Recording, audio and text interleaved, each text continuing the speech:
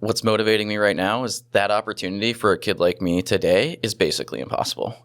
My parents aren't buying a house in Essex today. And we spend a lot of time, frankly, blaming voters either for voting for Phil, that they're Democrats, like how could you do that? Or for not participating or whatever, being busy. And like, it's our job as a party, as candidates, to make ourselves relevant in people's lives. If we're not, that's on us and not them. Hello, Vermont. I'm Andy Julo. And I'm Joanna Grossman. And this is There's No Way in Creemee. Vermont, politics, culture, and beyond. Thanks for joining us. Hello, and welcome to There's No A in Creemee. How's it going? I like that. The way You you like said that one? Yeah, I like that. You've been varying your delivery lately, and I think it's scintillating. I think I have been varying it up a little. Is that a thing, varying it up? No. Oh, well, it is now. Okay. Yeah, I think I have been doing that a little, owning it a little more. Mm-hmm. I did, well, we covered this in a previous episode, but I did expect that we were going to like switch back and forth with the opening. Me too. And I still think that's an option, but since it's mine now, I'm like really owning it. I've become a secondary character in my own podcast. I don't think that's true. Yeah, so we got to interview Ryan McLaren today. We did. Yeah. Yeah, that was delightful. Candidate for lieutenant governor. We've known him for a while. He's been a behind-the-scenes guy. Yeah, like years. me. He was a campaign manager. Yeah. He was Senator Peter Welch's campaign manager for 10 years. Yeah. Yeah, so we've been seeing him around, doing all the campaign stuff, all the party stuff. And yeah, it was fun to have him on, chat with him. Yeah, we all these federal delegations, they've got people who handle certain parts of their constituency, and he represented agriculture, and that's a lot of fun. He talks about how much fun that is to go around and visit all the different agriculture sites. Yeah, and I've always thought that's the good assignment to have: the economic development and agriculture. Yeah, those are good beats. Mm-hmm. Yeah, I loved when I worked for the Agency of Ag, and we used to get to meet the farmers. And I didn't get out in the field nearly as much as I would have liked, but yeah, it was cool to hear about that. Yep. Yeah, he had a really solid Creemee segment. Yeah, I mean, he's a native Vermonter, and he's obviously, people feel very strongly about their Creemee selections. And yeah, I feel like he could have done like a full 45 minutes just on Creemees. Yeah, well, I mean, I think being an ag rep, yeah. he's had the opportunity to ask some questions. I get the feeling he might have grilled some kids at counters over what they were putting in those Creemees. So. 100%. Yes. Yeah, that was awesome. Well, we hope you guys enjoy it.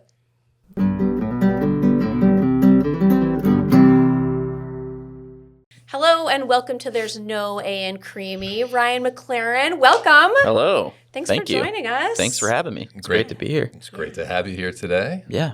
Start with a really basic but important question. Yeah. You're running for lieutenant governor? I'm running for lieutenant governor. What's your motivation to do that?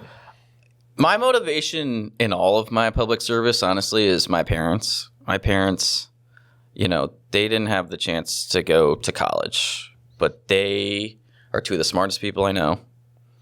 I'm incredibly proud of them because they raised 3 kids in a 900 square foot house in Essex that they bought and committed to because we had the best public schools in the country practically when I was growing up. And they worked really hard and scraped by to give us a life, to give us opportunities that they didn't have, namely to go to college. And they did it. They had a bunch of help. I grew up on WIC. I grew up on Dr. Dinosaur. Like the systems around us helped create the life that I have now. And they were a success. They watched their 3 kids walk across a graduation stage from college because that's what they wanted to do. And what's motivating me right now is that opportunity for a kid like me today is basically impossible. My parents aren't buying a house in Essex today with their background, with their job opportunities. Do they have the same sense of confidence that if they send their kid to a public school, they're going to get the education they deserve to prepare them for a future and give them opportunities? Or, will they be bankrupted by a medical expense that comes up because healthcare costs have skyrocketed? And so I am running. I'm a Democrat because of my parents, because of that infrastructure that made my life possible. And that opportunity is crumbling all over Vermont. And so I feel a real sense of urgency to change the story, to make this place more livable, more affordable, better for kids like me who have so much potential, I think, and just need a fair shot. Yeah. So why lieutenant governor? That's a great question. You know, a lot of people think it doesn't come with a bunch of institutional power. I don't get to vote on bills. I don't get to write or propose legislation necessarily. You know, the job is to break a tie, which has a lot of value, and to have a heartbeat if something ever happened to the governor, and to be ready to step in, which I think I am. I think I'm the most experienced person in this race, period. But the opportunity in this job for me is it's a platform to raise the voices of people like my parents who are struggling right now. And the last 10 years of my life, I've spent working for Senator Peter Welch.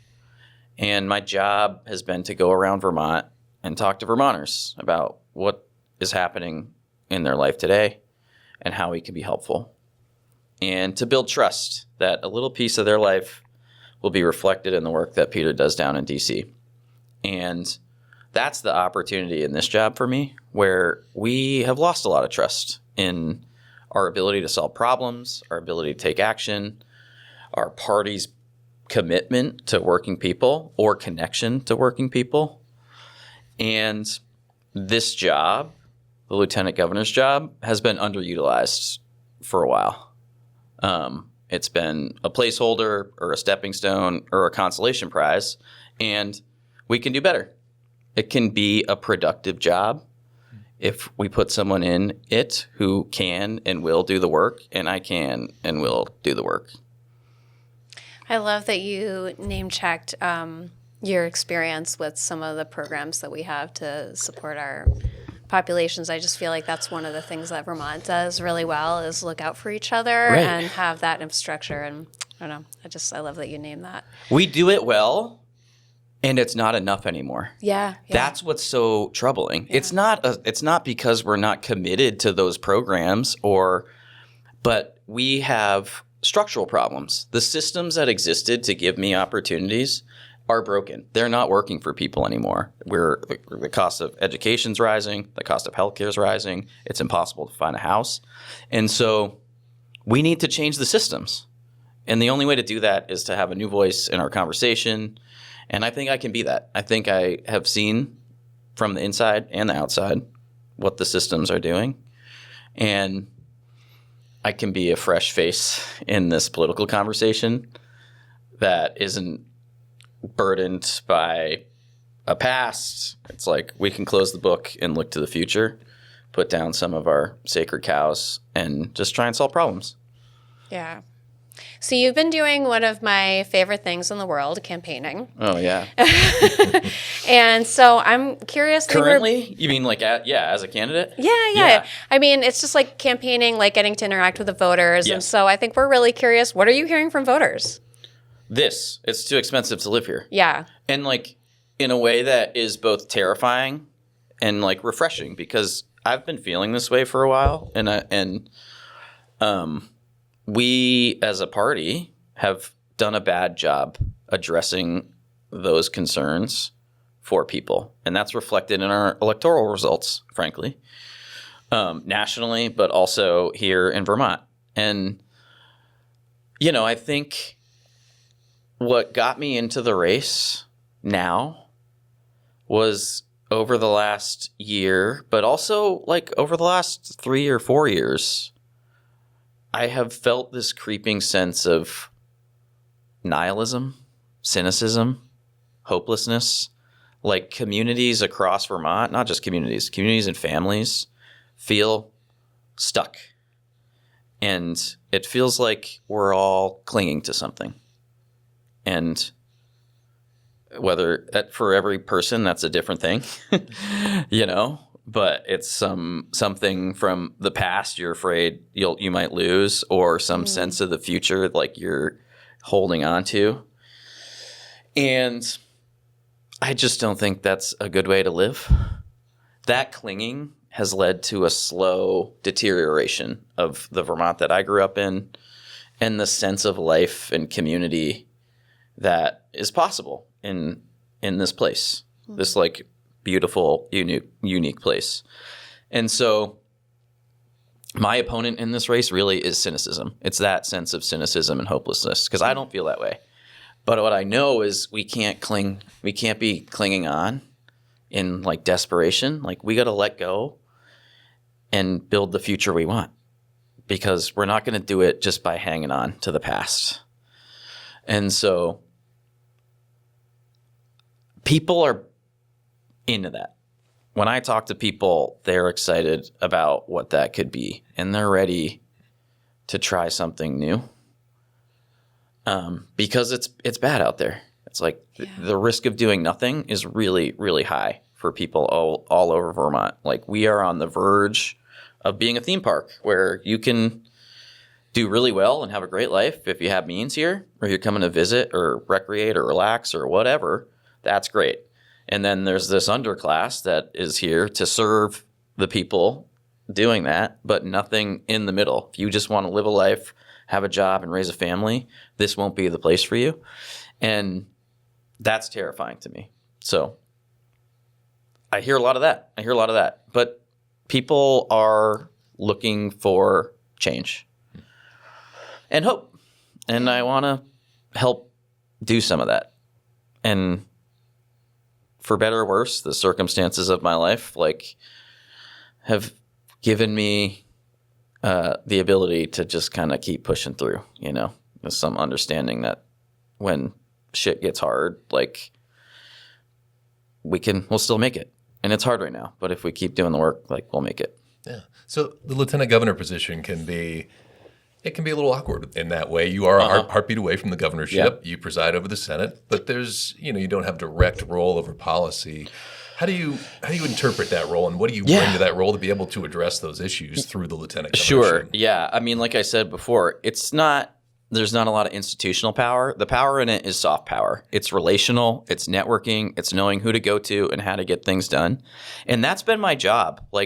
My job for Peter Welch has been to connect people here in Vermont to Peter, to programs, to the federal government in ways to make their lives better or solve problems for them.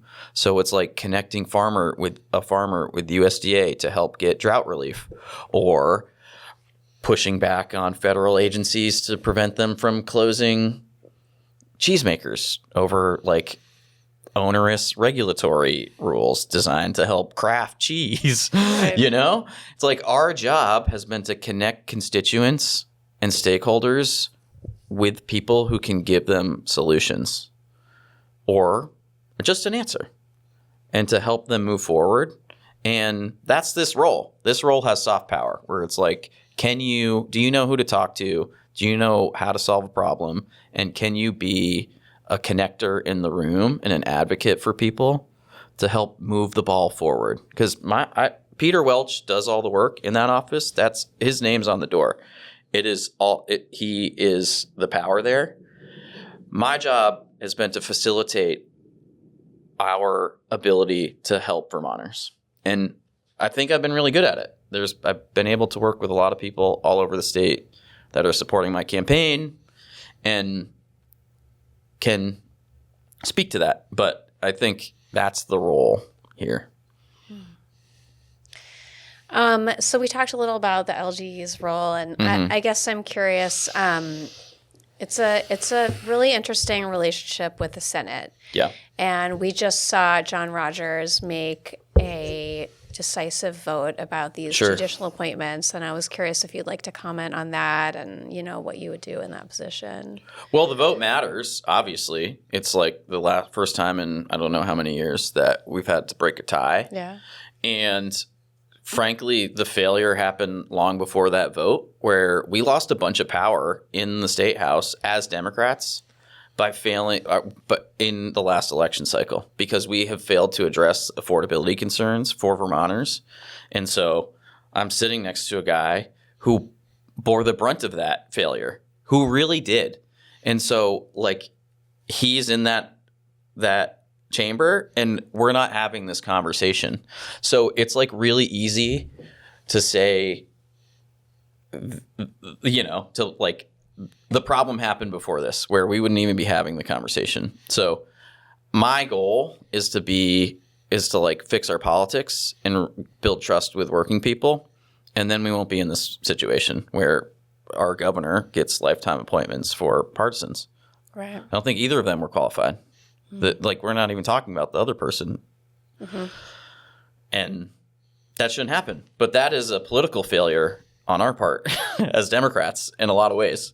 So you're saying, that we really need to build back the majority. And Yeah. to do that, we have to build back We public shouldn't have trust. tie votes. Yeah. And we should have sustained majorities. And the only way to do that is to build broad coalitions of voters that trust us. And we obviously haven't done that over the last few years.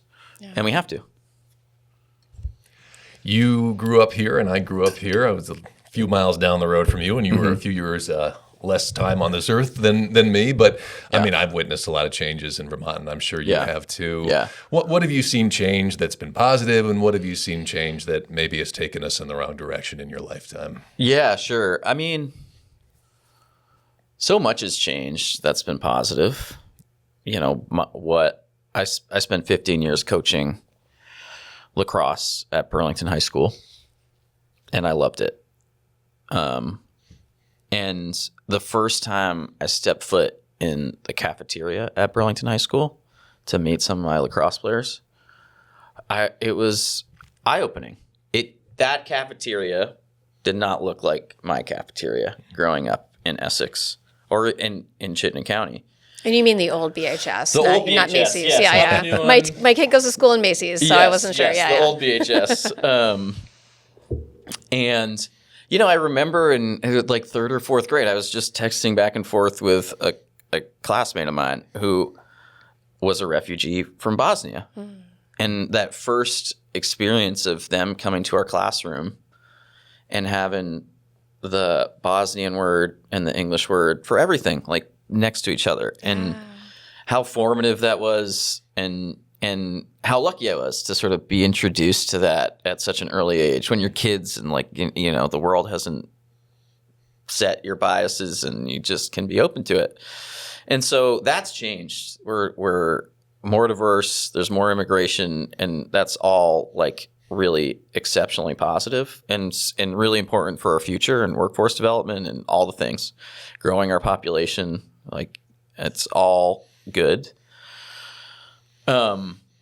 What's changed for the negative, and I tell this story a lot, but my grandparents on my dad's side are from Barnet, a small town like 10 miles south of St. Johnsbury. And I spent my summers there on Harvey's Lake and at their house, and they lived in Barnet Center, and there's 5 villages in Barnet. Every village had a general store and a church, and they were full of people.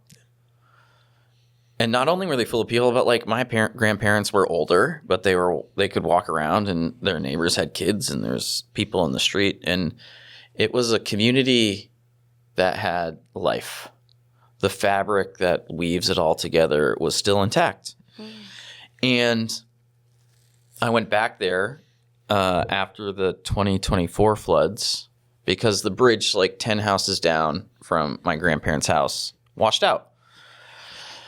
And the community was different. It had been hollowed out over the 30 years from my childhood to now. And the flood was not the cause. It was like the nail in the coffin.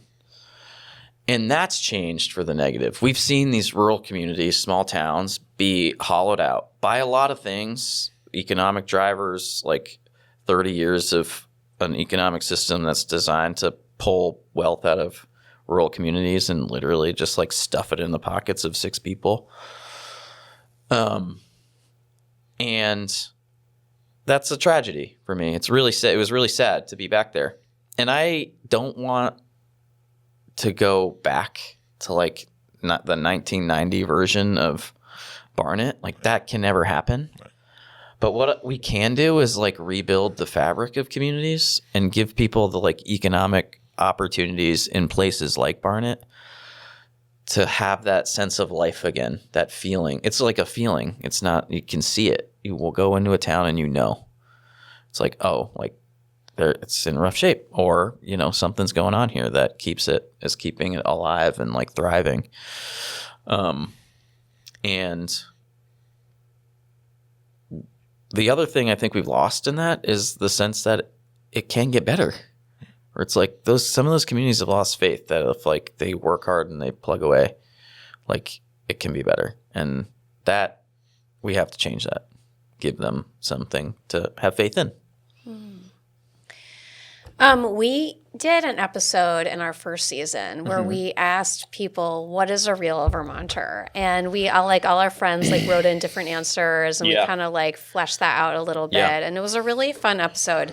And I noticed that in some of your campaign content, you use the term, I was made in Vermont. Yeah. And I wanted to hear a little about what informs that. Sure. And, as a Vermonter you're sitting with a Vermonter by choice and a made in Vermonter. Yeah. And I'm curious, what does that mean to you, and how does that impact your choice to run for office? Yeah. I mean, it's an attitude more than anything.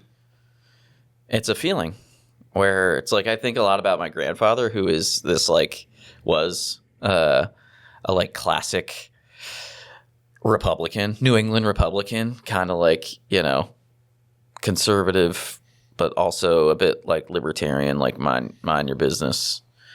But he was integral to this community. They had this little community. They were good neighbors. They didn't talk about politics, and it's didn't matter. And so there's a sense of openness and honesty, and hard work and generosity that I think we have as Vermonters. That we know what matters. And we care about what matters, and that's the attitude where it's you can be made in Vermont and not be born here. And it's who you are as a Vermonter. It's I just feel like a Vermonter, and anyone can feel that way because we have our own vibe. But my grandfather, when Karma Choling, the Buddhist retreat in Barnet, was looking for a place to land, he helped them find a property and build their Buddhist retreat, even though that wasn't his world. He was not going there to meditate once they moved in, but he was open to having good neighbors who shared his values and wanted to be a part of the community. So it's this real sense of community and generosity and openness that I think makes us Vermonters. Whether or not you're born here is irrelevant. It's do you want to be part of this collective effort we're doing? So we are both campaign managers by trade over the past few years. And it's always fun for me to talk with someone else who's run campaigns. And I'm totally curious if you'd share with us a little about what's the switch like. You've fought for someone else for so long, right? And it's I feel like being a campaign manager is the best job in the world. I've loved it. And I'm totally curious to hear from you. What's it been like being, it's my name on the ballot now. It's my name that I'm fighting for. How has that felt? What's that been like? Well, it's fun. I love campaigns because it's an expression of democracy that our job is to talk to people. And that part's exciting to me and interesting. And I'm curious about what other people think and what their lives are like and how politics can play a role in that. And we often, and I think in politics, ask people to make their lives about politics when the opposite should be the case. We need to make our politics about people's lives. So the job is to go talk to people and understand what they're living through. And that part I love and isn't any different whether you're a candidate or a campaign manager. But to any candidate I ever worked with, I feel like I owe them an apology. Yeah. Because it's really easy to be the right thing to do is this thing. So go do it. Yeah. But when you have to go do it and it's you out front, it's harder. Yeah. It's harder. I feel just a bit more exposed, a little bit pricklier, It's I like just where this is going. Yeah. it's more sensitive. It's harder to do when it's you. And so I'm sorry if I ever gave you flippant advice about what the obvious thing to do is to just go do this thing. It's like, well, okay, but you're not the one getting rejected at the end if it doesn't work out. Right. And so that part's been different. Yeah. But like good for me, frankly. Yeah, good. Because I love campaigning as well, and working on dozens, hundreds of campaigns is just like something I would do anyways.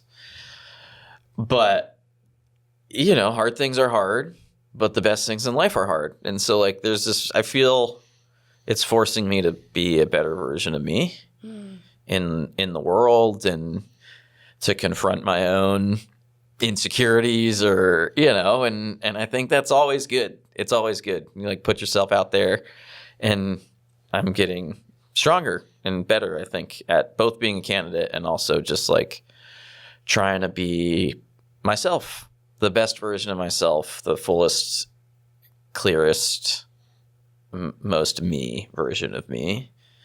This is another hurdle to get over. So I'm enjoying it. That's awesome. Well, we've talked about the heartbeat issue a couple of times. If you're lieutenant governor, you could find yourself as governor very quickly. In that scenario, how would you position Vermont under the Trump administration? Are we navigating it correctly, or would you take a different approach? It's really, I think, a case-by-case scenario. But on the whole, I think we have been a bit naive in the outcomes of appeasement. Like, there is no grace in this administration for little old Vermont. It's not coming. We cannot curry favor with this man. And so we have to face that head on. That doesn't mean everything a governor needs to do to run our state well is to be talking about the person in the White House.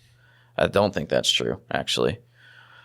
But it does mean being clear-eyed about what's in the best interest of Vermonters, because it will almost never be what this administration is asking us to do.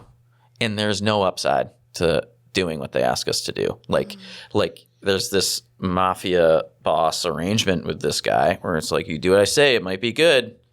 And that's just hasn't played out all that well from my experience. Like, there's account after account after account that we've been watching, I've been watching, was watching in my job in Senator Welch's office. And like, there's a lot of hope and prayer that if we just like fly under the radar, it's going to work out to our favor. And it just doesn't. It doesn't. We've fought hard, really hard, to get a disaster supplemental appropriations package after the flooding in 2023 for Vermont, for farmers in Vermont in particular, because if you're a farmer in Vermont, the USDA's crop insurance programs don't work. Right. There are very few people like doing commodity size carrots in Vermont. And so unless you're doing that, crop insurance is like pennies on the dollar. And so Peter worked his butt off to get that done, and it happened. And then we handed it to the Trump administration, and it has not shown up. And, there's ways in which that process is ongoing. And you could assume they're acting in good faith and they're just trying to cross their T's and dot their I's. That I don't believe that. I do not believe that. And so, it's just an example of how I think the time for assuming they're acting in good faith has long gone.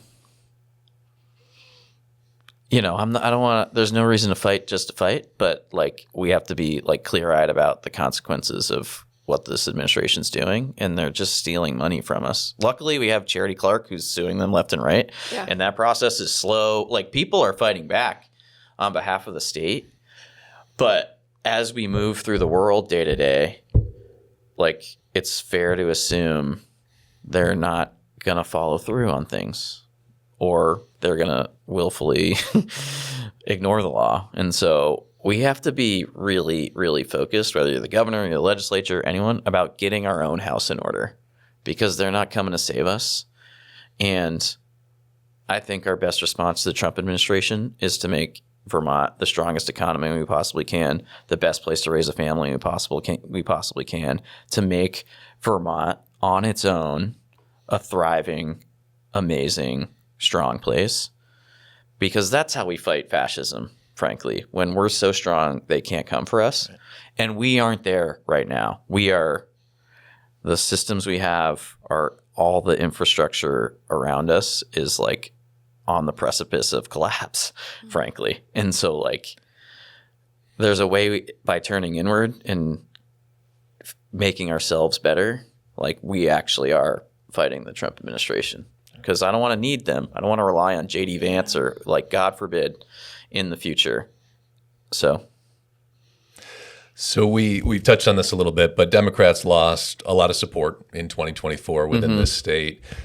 Who have Democrats lost that you most want to bring back into the party? My parents. Yeah. For different reasons, right? My dad is like, sorry, Dad. He's not going to watch this. But I talk about them all the time. But my dad is,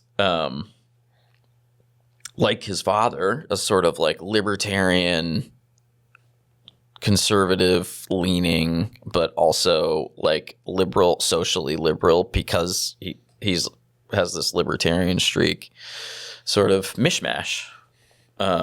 He's not a Democrat and he's not a Republican. But he votes for Phil Scott, and he votes for Peter Welch, and he probably voted for our current lieutenant governor. And so we need to give people like him a sense of confidence that, like, we understand what it's like to just be a working person in Vermont, how hard it is to retire, to make ends meet, to, like, find a house. They're about to retire. And it's like, what do you do when we're aging out? And then my mom, for a different reason, who's always been more liberal than my dad, but is disengaged, is like doesn't understand or see the sort of like meaning of politics or how it impacts her. And I just remember growing up one day and it's like, I knew it was election day because, I was a nerd or whatever and was paying attention. And, she wasn't registered to vote. And so, hopefully, Mom, you vote this year for your son in a primary. But, we have to give people like her the motivation and reason to get out. And we spend a lot of time, frankly, blaming voters. Either for voting for Phil, that they're Democrats, like how could you do that? Or for not participating or whatever, being busy. And like it's our job as a party, as candidates, to make ourselves relevant in people's lives. If we're not, that's on us and not them. And so there's a whole swath of people where that was the case in 2024. Biden didn't help. No one was particularly excited about showing up for that. But we weren't giving them a reason to show up ourselves. And so hopefully, frankly, I hope some of these statewide races help that. I think I can help that, like to help that, and we'll see. Nice. Well, you have answered some really hard questions, and we're going to give you an easy one. Okay. So here on There's No Way in Creemee, we have a little tradition that we like to ask everyone, if you get the opportunity to visit one of our Creemee stands, what do you order? Oh, my God. Maple black raspberry twist. Nice. In a cone. Okay. Chocolate sprinkles. Sprinkles. Team sprinkles. Okay. Yes. Yeah. Chocolate. Sprinkles. Not rainbow. Rainbow. Gotcha. It's been that way since I was Sounds like you have very strong feelings 12. about chocolate. Yeah. It's like rainbow's not good on the maple. Uh-huh. Like if it were a chocolate and vanilla twist, I'd probably go rainbow. Yeah. So context matters. Yeah. Well, you're really taking the flavor profile really seriously. I do. I respect that. Yeah. And so there's also some places that do maple strawberry twist, Whoa. which is That's a good one. I haven't seen that one. Yeah. really, really, really good. But it doesn't have the same, in some ways, it feels so almost like fancier. Yeah. So it doesn't have the same like taste memory for me, where like the maple black raspberry is like my childhood and I love it. So it's like that's my go-to. Awesome. But there are really good ones. And did you read the Chelsea Edgar piece about the best Creemees in Vermont? Did that come out like maybe a year ago? Yes. Yeah. It was incredible. Yeah. It's the perfect description of what she's like, my favorite writer in Vermont, and it was like a masterpiece. I think it should be in like the anthology of short stories for that year because it is so perfect. Anyways, that's not awesome. your question. But No, you nailed it. I feel strongly about Creemees, and like real maple in Creemees is very important. It's extremely important for the flavor profile. It's extremely important for the maple industry. Like there's some fakes out there. Yeah. Artificial stuff that are hijacking maple. And so just keep an eye out. I was so proud of my kid for the first time when we went back to New York with them and there was like not real maple on the table and they scoffed. Like, they were like, this is not take this real away maple from syrup. me. Yeah. Yes. I was like, that's my kid. Yes. And also the creamy mix matters. Yeah. So I think Burlington Bay uses Kingdom Creamery, which is, in my opinion, the best creamy mix around. Okay. So if you want to like dive deep into how to build the best creamy, I'm down for that. Nice. Well, you just got to ask people tough questions. The poor kid at the stand probably won't know exactly the sourcing of their creamy mix, but it is an important factor in how good they are. You've asked some tough questions. I love that you're taking it seriously. There's a new place, Mr. Creemee, here on Pine Street. It's like really close. I don't know if you've been there. It's really good, and they have they built like a special cold room and like have their own custom mix. They're really proud of. Where is it? It's good question. It's on Pine Street. Do you remember where Myers Bagels used to be? Yeah, back it's there. in that space. Oh, sick. And it's gorgeous, cool. too. I love it. They're like my favorite place ever. Well, like my portfolio in Senator Welch's office was agriculture for the 10 years of it included agriculture for the whole time, which is amazing. It's a good gig, right? It's the best gig. Yeah. And so because you get to talk to normal people that aren't thinking about politics all the time, are thinking about how to milk their cows, how to pay their bills, how to make it all work. It's a tough job. They love it. It's like a lifestyle. It's amazing. It's a great window into... And they're like land stewards of a little piece of Vermont. Yep. Yeah. It's amazing. But so I got to know a lot about dairy. Yeah. And how they make money and where it all goes. So I got to learn that. Yeah. And but then I also under that umbrella, I carved out the value added portfolio. So maple, beer, cheese, wine, distilled spirits. It was the best. Yeah, that's a good gig. Totally. It was the best gig. So I got to try a lot of stuff, and there's a lot of people making amazing stuff in Vermont. It's really great. Yeah. Oh, thank you so much, Ryan. Yeah. This is really Thanks fun. for having me. Appreciate you joining us. Yeah, absolutely. All right. Cut.